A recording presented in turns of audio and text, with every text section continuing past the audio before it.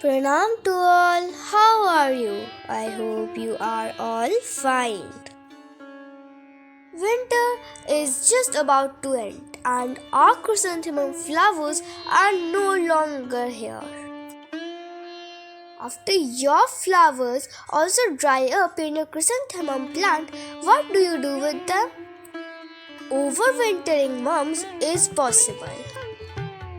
It is because people often think that mums, formerly called chrysanthemums, are at the best finicky perennial. And also, many gardeners treat them as annuals. But this doesn't have to be the case. With just little winter care for mums, these fall beauties can come back year after year.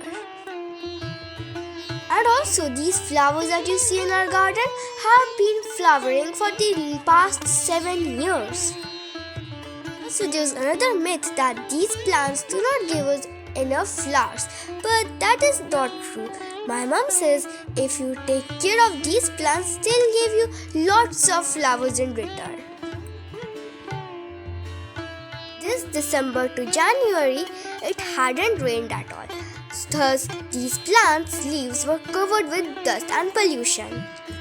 So, after all the flowers were shed, my mom gave these plants a nice shower. Okay, so now let me tell you how you can save this plant year after year. In our garden, we have 5 to 6 types of chrysanthemum plants.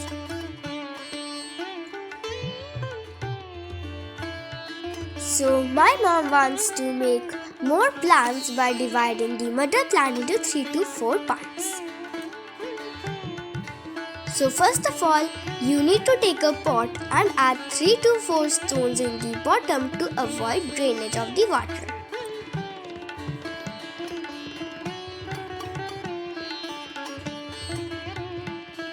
Then you need to add some dry leaves. And lastly, you need to cover up these leaves with some soil.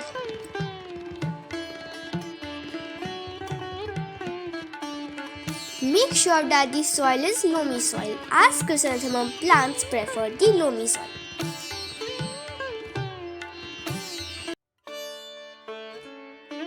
You can plant it either by stem cutting or plant it by taking the roots itself from the mother plant. So like this process only, my mom prepared more 5 to 6 pots for the next year. And if you also wish to increase your plant quantity, you can do it like this only right now.